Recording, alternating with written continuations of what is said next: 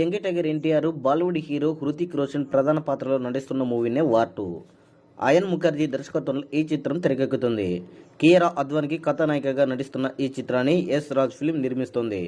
ఎన్టీఆర్, హృతిక్ రోషన్ కలిసి నటిస్తున్న ఈ మల్టీస్టార్ చిత్రంపై అభిమానులతో పాటు భారీ అంచనాలే ఉన్నాయి.